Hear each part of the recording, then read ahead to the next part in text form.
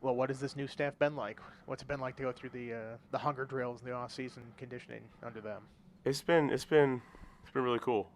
Just getting to know a new staff, a little bit different philosophies, but come in with positive energy. I really like getting up in the morning and working every day. It's really been a lot of fun, and a lot of guys, everybody's bought in, and really the leaders I feel like have done a really good job about setting the standard, setting what we want to get done, what we want to get accomplished this year, and I feel like we're headed in the right direction through What's phase one. what's different about their philosophies that they have? Um, they, I mean, in the strength room, they're just a little bit more volume, do same lifts. It's just a little bit less weight, but a lot more reps. I'd say in the strength room. But as for the coaches, football's football. It's all the same, honestly. But just being able to talk like we everybody's in like one thing Price said was uh, communication is a fundamental, and that's been key this off season. Is everybody has a voice, everybody gets a say, and he we've done a really good job, and everybody's a lot of people have become more vocal because of that, I would say. So yeah. Coach Pry talked about creating a culture where guys hate to lose Yes. and instilling drills like the tire pull drills Hmm. and things like that. What was it like going through that as a player? It's fun. Like you don't want to let usually like offense versus defense. You don't want to let your boys down. Like you want to get the win for the defense because I mean I don't want to lose offense ever. But so it puts a lot of pressure on young guys and anybody to be honest with you. And so you it simulates a game very well. What it takes to beat the guy in front of you is you got to give everything you have in the tank, but also you have to pay attention to the small details and those little things that matter. And so it's been cool. All the competition's been really great.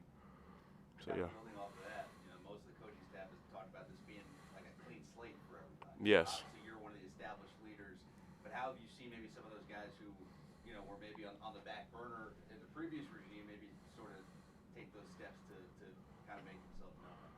So I mean, yeah, it's been everybody's had a clean slate. It's really been cool to see that. Like, regardless your past, whatever how you felt in the past, that goes away, and it's really been cool to see like guys that weren't really as bought in before, because I mean some things, it's just how it is. Everybody has an individual story, but now everybody has a clean slate, and they really just get to it's page one of chapter one. They get to really write their story all over again. It's really cool to see people get a second shot and really make the most of that. With the different defense this year and just kind of a switch to a more traditional 4-3, what's been Yeah. different for you linebackers? I mean, I know you haven't practiced Yeah. yet, but learning things, kind of talking with the coaches, what do you kind of anticipate being the differences for you in this kind of new system? I'm the quarterback of the defense this year. Like everything runs through me. I feel like the Mike blitzes quite a lot in this defense.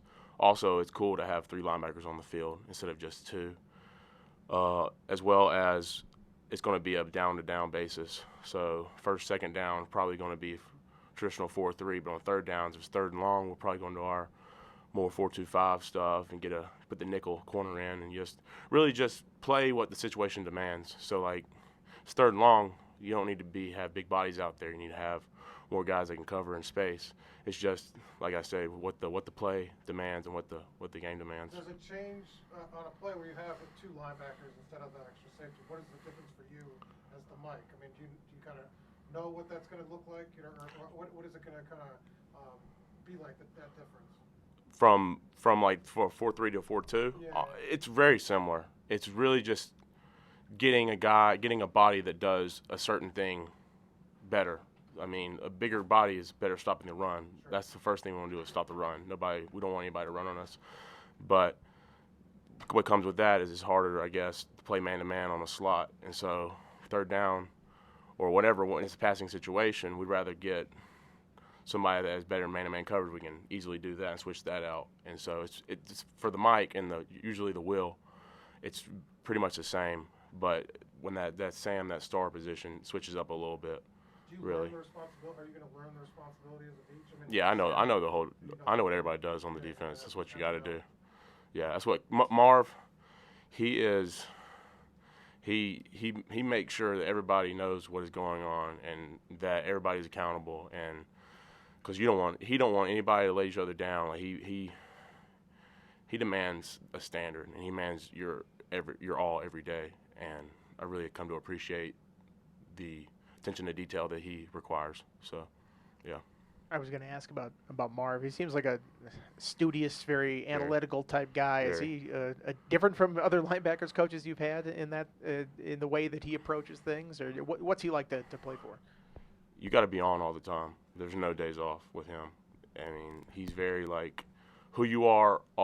You got to be the same all the time.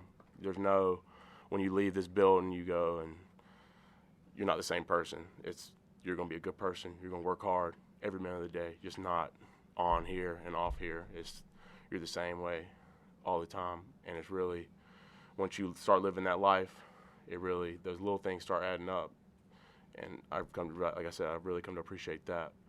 But he's also, he puts a lot of, not pressure, but a lot of demand on the mic and the will for just knowledge-wise on the defense. Like we need, because if somebody else is wrong, it's on us. It's on the mic. If somebody is lined up wrong, it's on me. And so me taking that responsibility is just going to make everybody else better, but also making me better. So, yeah. He's your fourth linebacker coach in 4 years. Yes. How difficult has it been to progress as a player when it seems like you've got kind of an assembly line of different coaches coming through every year? I mean, it's not been difficult because each coach brings a little bit different game. You can learn something from anybody, I believe. And I've really been blessed to play under Bud Foster. That's why I came here, and he taught me so much. And then Tracy Claeys, he taught me a good amount as well. My sophomore and junior year, my junior year, and then Jack Tyler, he was young, his mind was. He was a great coach, and he taught me a lot. We really got pretty deep into X's and O's of things with him, me and Alan and Matt Johnson. And Marv, he's more in the pass game. He's really teaching me how to cover just the correct technique and just really he's teaching me the fundamentals. And he's really set on that, and it's really been good to learn that from him, just the fundamentals of the game. You guys have an open practice this weekend. Mm-hmm. You probably have more experience playing on that field than anybody who's going to be out there this weekend. Yes. But, I mean, even that being said, is it still, get you pumped up to get into Lane Stadium, and do you feel like that maybe increased the intensity of that practice? Yeah, especially open practice, all the fans. There's going to be a lot of hype, and I'm going to be excited. Like I said, it's a breath of fresh air for everybody else, especially for the fans and the players. It's going to be cool. This is actually my third spring ball, so I haven't really had that many spring practices, but it's going to be really cool to go out there and have fun with all the fans and show what we're trying to build. You get a close-up look at everybody at winter workouts, just like the coaches. Is there anybody we don't really know too much about that no, this guy's coming in the CJ spring? McCray, he's been working his tail off. He's been doing really good. He was my rack partner for all of the winter workouts, and he's gotten really strong. He's got really good bend. Also, Wilford Panay, another defensive lineman. He works really hard. He's very strong, and he's a student of the game. I'm excited to see him continue to develop this offseason and really make a difference this spring. Is going to be really cool to see him play well. So. Did you have to do a tire pull against Jack Hollifield? I did not have to do a tire pull, but I'll tell you one thing. Them sleds, we did the Prowler sleds. It was a little bit different, and they burn, but it was good. The rope pull's also fun. It's great team bonding, just competing, just having that. Or you can't take losing. You got to eat at you. It's got to be. You can't be denied, and so it's really cool to see everybody's mindset change a little bit different, and so it's been great. You agree with Coach Pry that was lacking a little bit with you guys? Yeah, I mean, gets to a point where you're 500 year after year that people don't understand.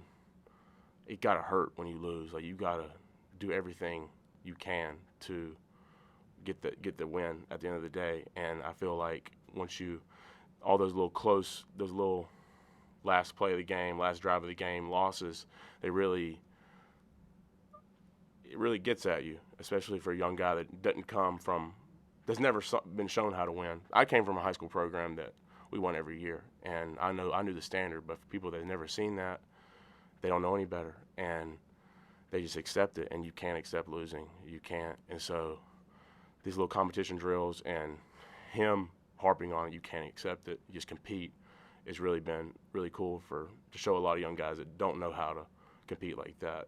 Which loss keeps you up at night? I mean, a lot of them. Honestly, Notre Dame, I feel like that targeting call I had at the end of the game, I feel like if that would have changed the season a little bit, circumstances, a lot of things would have been very, very different if that game would have went a different way. And so that's probably the one that really keeps me up. Also, yeah, that's the 100%. As far as the competition stuff goes, are guys buying into that? Oh, yeah. That message is going over well? Oh, yeah. I mean, if you aren't, I mean, we don't want you here. We want people that compete. And so it's not really been a problem about competing. And if you lose, you just got to take it under your chin. And then you're going to get another shot. You just got to learn from it. And so, I mean, I lost my first rep. We were doing 5-10-5 drill. I went against Malachi Thomas, he's fast and he can move, but almost had him, but took it under my chin, and I got the dub the next time. So. You guys trash talk after that? Oh yeah, I went against Connor, and so me and him very close, and so I gave it to him, no doubt.